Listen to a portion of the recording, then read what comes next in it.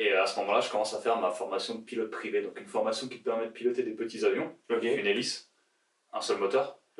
Et tu peux faire que des opérations de vol à titre privé. C'est-à-dire que tu peux faire des balades, des voyages, aller chercher ta femme ou tes enfants à un endroit. Et c'est aussi la première étape vers ta licence de pilote professionnel. Tu dois la faire pour aller plus loin. Donc je fais cette formation à Fribourg. Je fais des allers-retours en voiture entre Genève et Fribourg pour faire ceci. Et arrive ma 17e heure de vol, où mon instructeur, un jour, on fait notre vol normal, on fait un entraînement classique, il voit les éléments qu'il a envie de voir et il me dit va garer l'avion, on éteint le moteur, et il me dit voilà, maintenant c'est toi. Donc c'est lui qui a jugé bon à 17h de 10...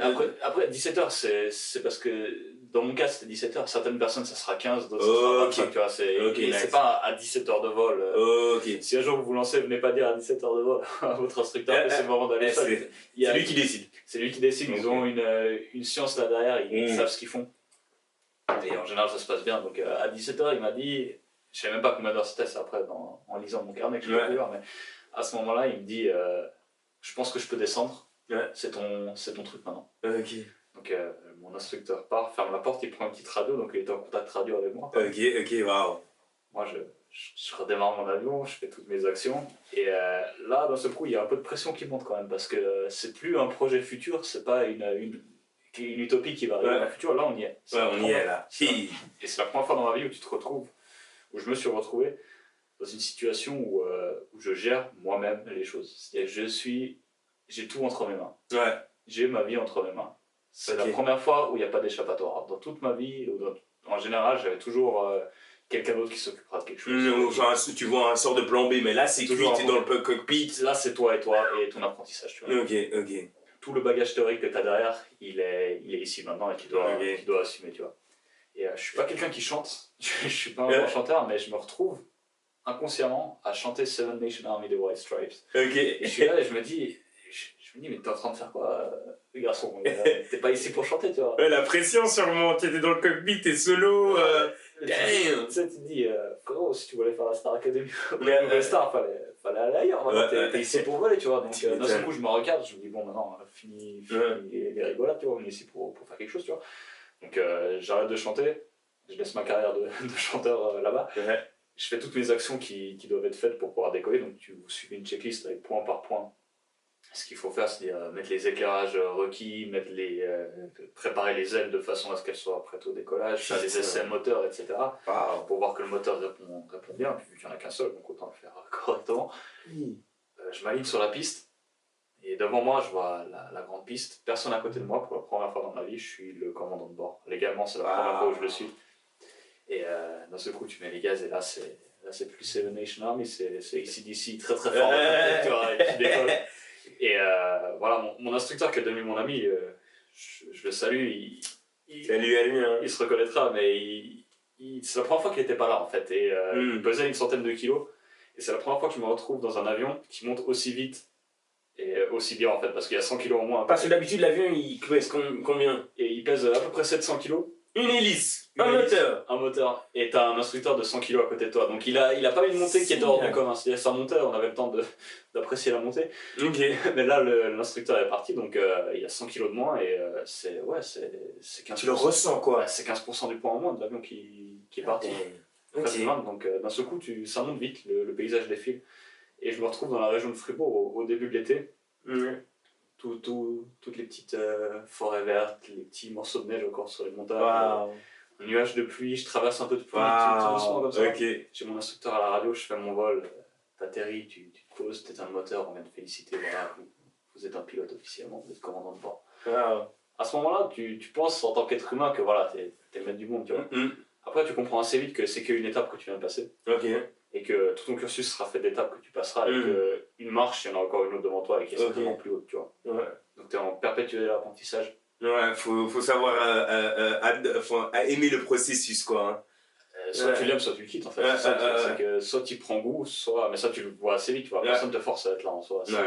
C'est surtout à cette place-là. Surtout à cette place-là. Je suis sûr que tu peux être dans plein de places dans ce monde, mais être pilote comme ça, à 4000, 3000 mètres. Un peu moins, mais je serais pas là pour te parler à 4000 mètres sans oxygène. C'est des avions qui sont pas pressurisés, donc tu peux ouvrir la fenêtre presque. En plus, ouais. Ah ouais. C'est l'aviation légère. Type, il est en train de chiller à 2-3 000 mètres à ouvrir la fenêtre. Tu vois, quand il fait chaud. Ok. Donc le cursus continue.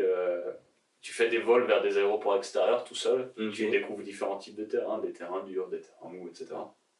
Tu poses sur de l'herbe, tu vas voir un peu toutes les petites places que la Suisse compte. Et il y en a des jolies, t'as de montagne, Ouais, super. Tu fais ta grande navigation qui est un cercle de 300 km entre 3 aéroports. Donc une journée tu pars en fait. Le matin tu prends ta banane, ta bouteille d'eau dans l'avion. Ouais. Et tu vas faire un circuit en fait. Dans des endroits que tu connais pas. Donc tu te retrouves en Suisse alémanique, donc tu es obligé de parler anglais à la radio. C'est la première fois où, d'habitude, quand tu voles en Suisse romande, tu sais que le contrôleur parle français. Donc tu vas lui parler anglais, lui va te répondre en anglais, mais tu sais qu'au cas où, tu peux quand même l'expliquer en français. C'est les côtés positifs d'avoir un pays où on parle plusieurs langues, quoi. Parce que mais là, t'es en Suisse alémanique. Ouais. Et à moins que tu veuilles te lancer dans l'allemand sur les gens, que je déconseille relativement, tu dois parler anglais. Et là, t'es lâché dans la nature, tu vois. Ouais.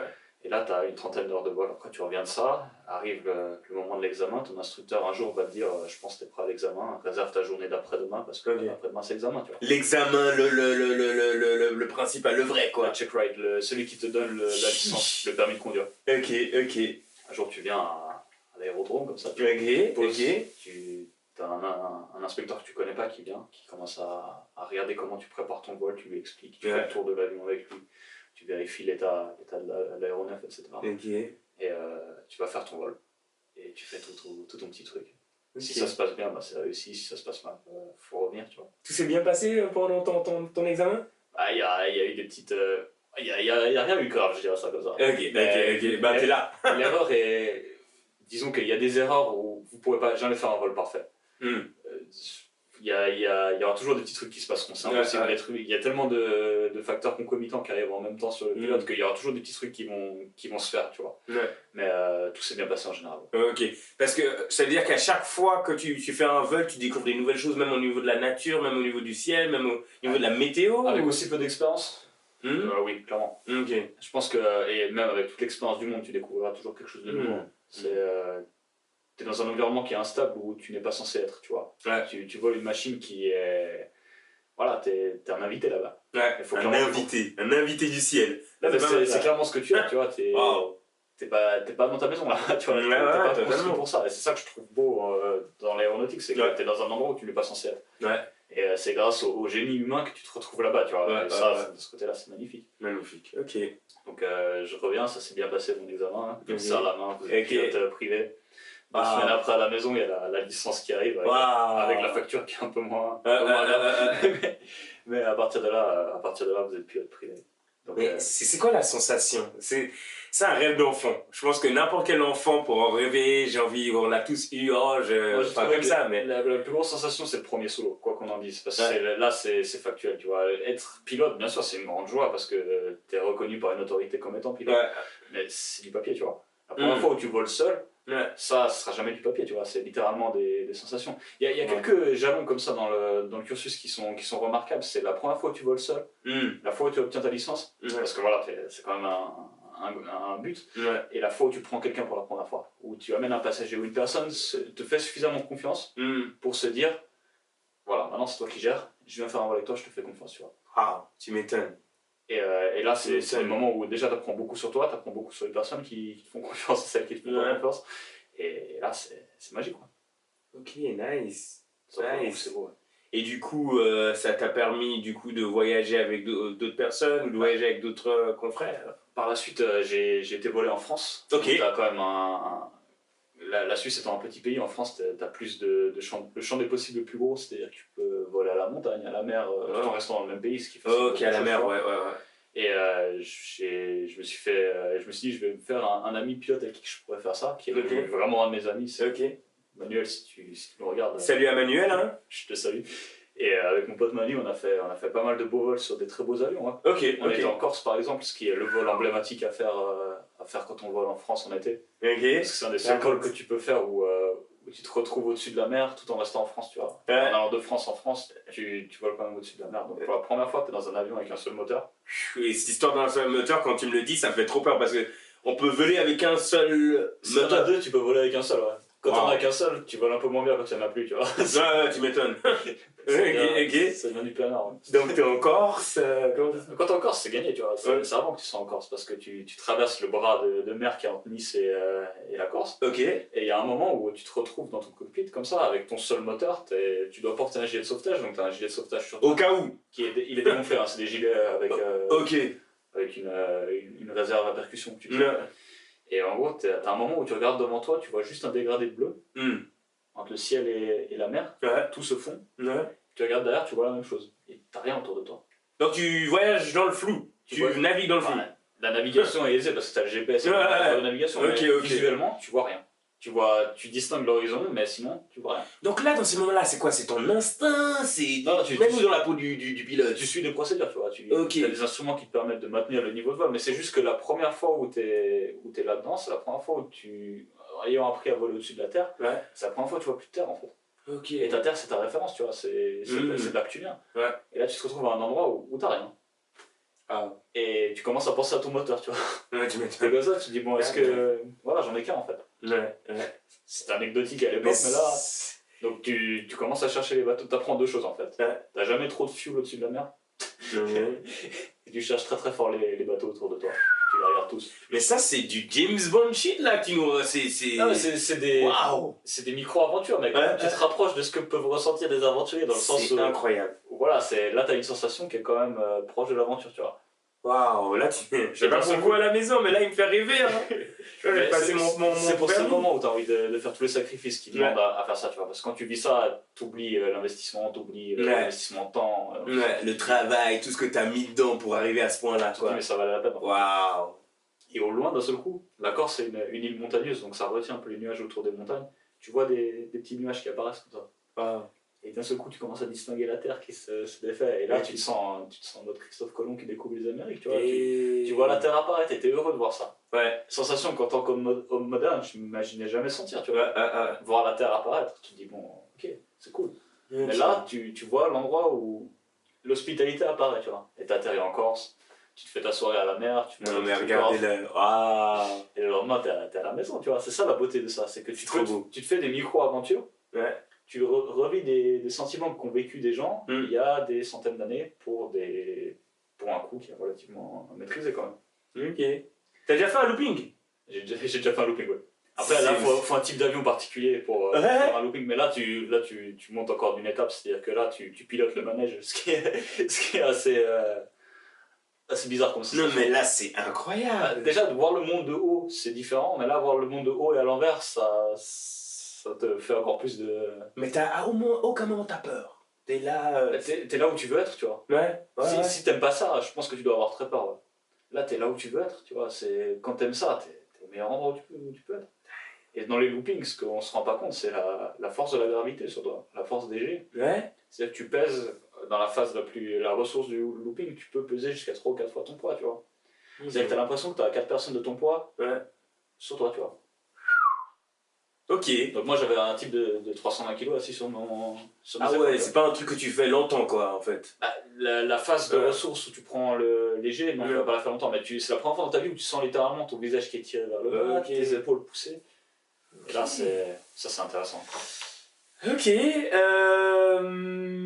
waouh, j'ai 1 milliard de questions, on pourrait rester des heures, mais je dirais, quel est le facteur que on va dire, cette passion, plus tard, cette profession, jusqu'à ce point où t'en es, t'as appris? Qu'est-ce que t'as appris sur toi-même tout au long de ce processus? Je pense que la préparation est la clé de tout. Tu dois arriver prêt parce que, disons que, de toute façon, il y a quelque chose que tu n'attendais pas qui va arriver. Donc, autant tout ce que tu peux attendre, le préparer au mieux.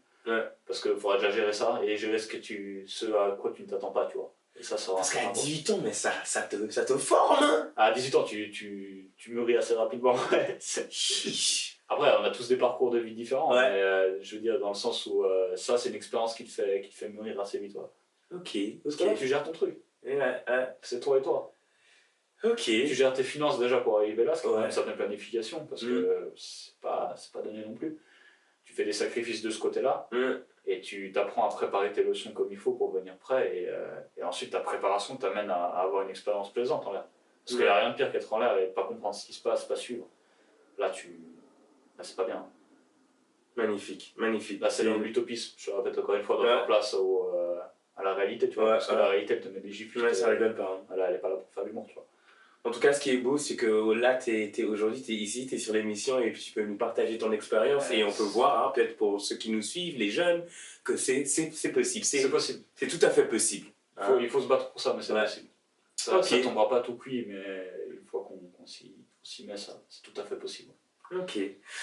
En tout cas, je te remercie, hein. Je te remercie pour toutes ces informations. Hein. Merci pour ton invitation. Ça fut un plaisir de t'avoir sur cet épisode. Ça fut un plaisir de vous avoir. Hein. Moi, j'ai passé un super bon moment. Waouh, ça m'a inspiré de fou. J'espère aussi vous aussi ça vous a inspiré. Hein. N'oubliez pas de vous abonner à la chaîne, hein, de partager. En tout cas, d'ici là, je vous souhaite un super bon moment, une belle soirée, une belle journée. Hein. Et puis, on se voit au prochain épisode.